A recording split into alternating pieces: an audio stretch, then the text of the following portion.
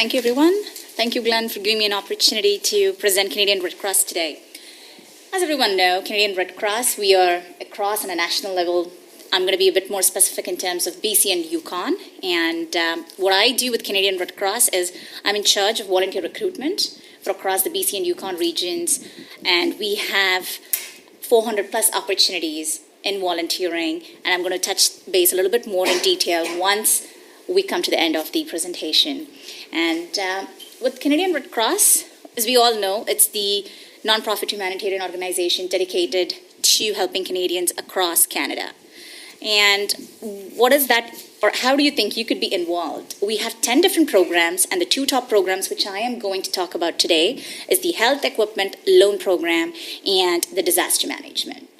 So we've all seen big and small and large disasters across Canada.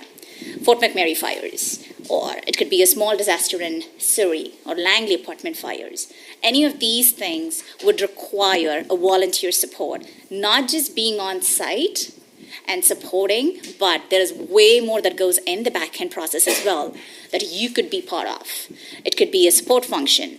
It could be, helping and somebody who could talk to the people who are facing that situation. It could be in any support role, and that's what kind of volunteer you could do. And the second one, which I talked about, was the Health Equipment Loan Program. So the Health Equipment Loan Program, everyone across BC, I'm sure you've heard about it, or you could probably know now if you haven't heard about it. There are lots of Red Cross locations across BC and Yukon, which has got these health equipment loans carrying. So what's a health equipment loan? Probably some people don't know. I see few audiences are like, I've never heard about this before. Some of them I see, yes, I've heard about this before. So that's great. We have both kinds of people in the room. So Health Equipment Loan Program is for you to speed up in your recovery. So there's lots of people around BC and Yukon, you see, they cannot be in a hospital for, kind of a problem that they could be going through. It could be probably a wheelchair support, or it could be, I would say a walker. It depends on what's the kind of equipment that the people would need. And that's what Red Cross does, is support in providing a loan with health equipments. So we have 20 locations across Lower Mainland and 66 locations across BC and Yukon. So what these centers would do is have these health equipments which people need, and we loan them for a period of 6 months. So that's what Health Equipment Loan Program is. And for this particular program, we need volunteers to run these locations. And what are the kind of roles? It's a client service specialist. As a client service specialist, you're interacting with the customers. You're trying to know what's the kind of an equipment they need, or if they could have had a referral from their doctor. And then you go through the forms, tell them how to use it, and they have about a 6-month period that they could be loaned for.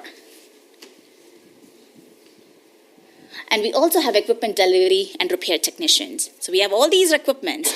Some of them need a maintenance. Some of them need technical fixing. So we have those volunteer positions as well. We provide full training for health equipment. So this is disaster management. So as I mentioned, disaster management, it could be for any of the disasters.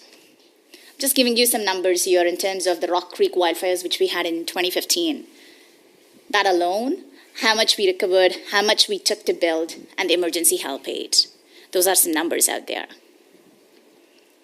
So in disaster management, we have a personal disaster response team member and an emergency response team. So these are two different things. What is a personal disaster response team? Who would be that? It would be for people kind of what we had in Fort McMurray. So that's, I would say, is a disaster response. So we have a team of people who you would need to support. So it could be helping out through our call center, or it could be working in human resources. It could be supply and chain. It could be administration and finance. Deploying on a disaster response operation, or it could be mandatory training for people, exercises and community events that you could be part of in all these different locations. So that's what a disaster management would be. And emergency is, let's say there's a local fire or a local flood, and we need certain people to support, once again, all the support functions which I just mentioned to you. So come in, volunteer, do what you can, support your community, get involved. I know there was some great suggestions which came from non-presenters in terms of when he asked, why should you volunteer? I would say, why not? Why not volunteer? We have a spa day, we have a friendship day, we have all kinds of days. Why don't we have a volunteer day? It could be could be for any of these presenters out today. I'm not saying just Red Cross, but we all are here on a Canadian national level, here to say that when you can do all different kinds of days, why not volunteer a day? And start soon, start early is what I would say. Because for me, my passion in volunteering is, I've been in the corporate world in recruiting for the last 15 years. I've done from an agency up to the most recent being LNG. But then the amount of satisfaction I get working at Red Cross, I don't think I could match it to anything. And what do?